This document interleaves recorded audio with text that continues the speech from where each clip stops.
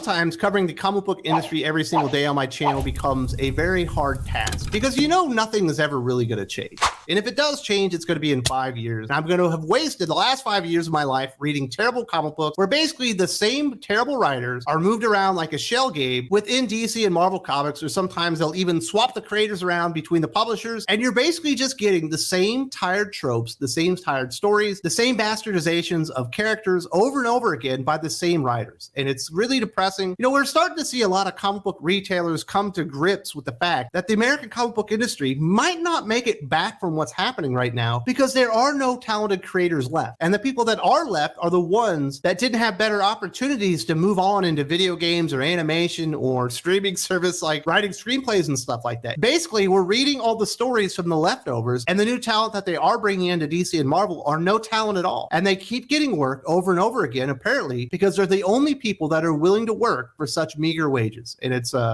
it's just depressing. There's no other way to put it.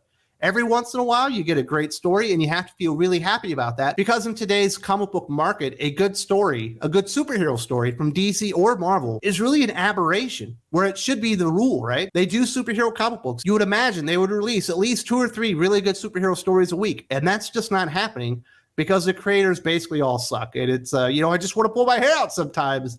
This week, we got some more news on a couple of creators that really should be moving on with their lives. Marvel and DC shouldn't be hiring these guys anymore, but they are getting more work. I'm talking about Jason Aaron and Christopher Cantwell. Of course, Jason Aaron has actually had a pretty successful career. He's had some really good success in indie comic books, although he hasn't done those for quite some time. It sounds like he might be doing more of them. But then he kind of made his name over at Marvel Comics, and obviously his big claim to fame is his Thor run, where we saw some just groundbreaking stuff. The Gore the God Butcher story obviously being the thing that really stands out for Jason Aaron in his time at Marvel Comics. But he also did a lot of terrible stuff. Like, he ruined a lot of characters. He ruined Wolverine. You know how hard it is to ruin a character like Wolverine that everyone likes so much? And obviously, just recently, he concluded his time on Punisher and did everything he could to ruin that character. But now he's moving on to DC Comics and their version of Punisher, their toned-down version of Punisher, Batman. Why is he getting this type of opportunity after ruining a character like Punisher, which is analogous to a character like Batman? I don't know. Christopher Cantwell had one series that wasn't bad. His Doctor Doom miniseries started out pretty good and kind of fades, but it doesn't get terrible. But then he gets his opportunity, obviously, on Iron Man, which is terrible.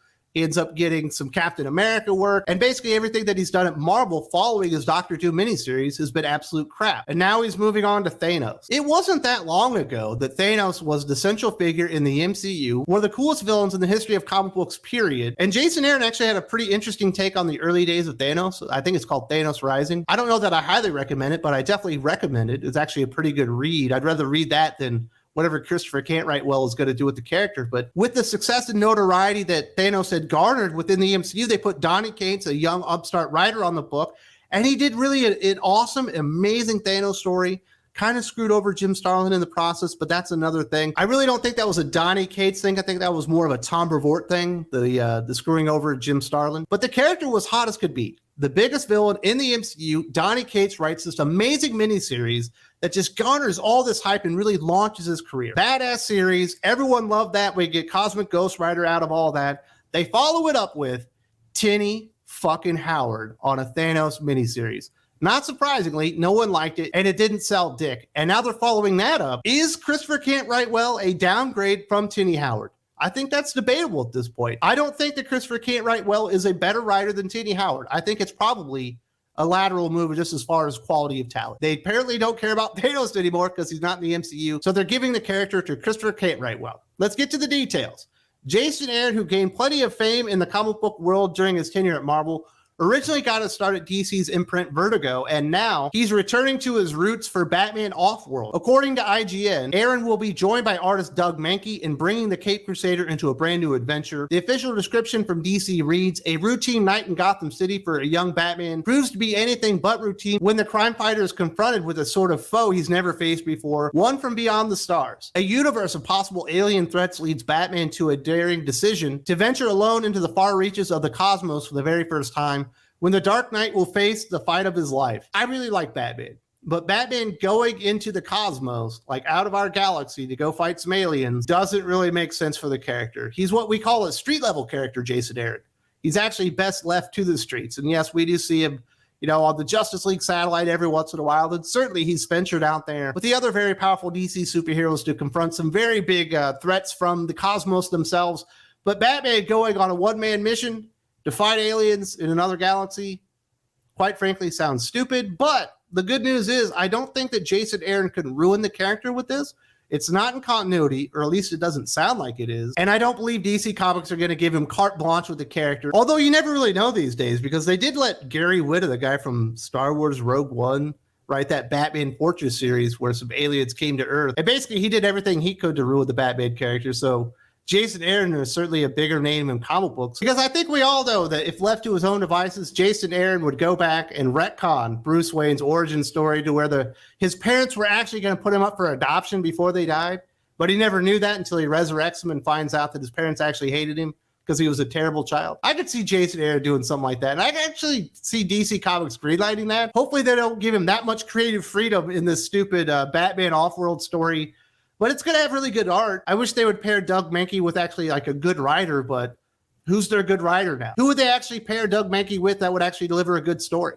I'd like to see with Peter J. Tomasi again. Obviously, they're not going to do that. So I don't know. That one seems somewhat harmless. But we all know that if given the chance, Jason Aaron will do everything he can to shit on the graves of Bruce Wayne's parents and his entire legacy, because that's what he does as a creator now. He's kind of a one-note creator at this point. For some reason, his career progression has gone from being Jason Aaron to becoming like lightweight Tom King, where he just destroys characters left and right. I don't know. That's the Jason Aaron story. Let's get into Christopher Can't Write Well. Thanos returns to comics with a brand new 4-issue limited series by writer Christopher Can't Write Well and artist Luca Pizzari. The plot behind this series is about Thanos looking for some sort of mysterious, powerful object on Earth that is part of his latest campaign of conquest. However, the item was hidden from Thanos by the Illuminati, the secretive collective of powerful and influential superheroes that helped shape the world of Marvel superheroes since the days of the Kree-Skrull War. And now the Illuminati must stop Thanos from discovering the object in question. I don't know, for the most part, that sounds pretty bare bones and basic as far as comic book storytelling. I would rather them leave the characters like Thanos to actual good writers, and certainly a group like the Illuminati in the capable hands of somebody like a Jonathan Hickman or anybody that actually knew how to write superhero comic books. So Christopher Can't Write Well sucks at writing comic books, and his next good comic book story will be his first. At least they're not wasting a good artist. I've never heard of Luca Pizzari, but I imagine they're not on Doug Mahnke's level. So at least they're not wasting a really good artist on this one. But I can't wait for the moment where Thanos is sitting there and that ball buster Death shows up and she's just messing with him and telling him what a lowlife he is and now he needs to check his purple privilege.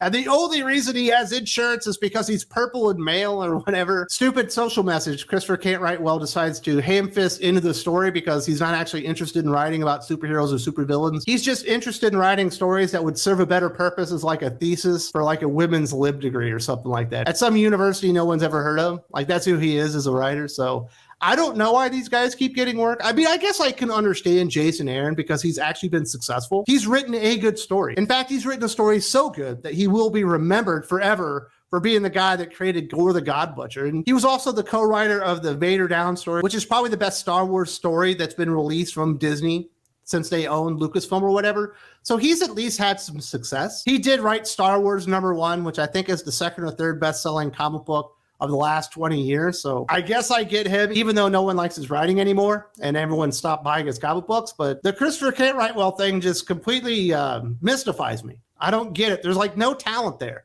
How can Tom Brevoort, the guy that discovered Donny Cates and put him on all the most important books and, you know, pumped up all the sales and turned him into a superstar, also discovered Christopher Can't Write Well and let him ruin all the characters and not realize at some point, I'm wasting my time with this guy. He's an absolute bub. I will say what Jason Aaron has done is more horrendous. Specifically, the destruction that he did recently to Punisher is basically unforgivable in my book.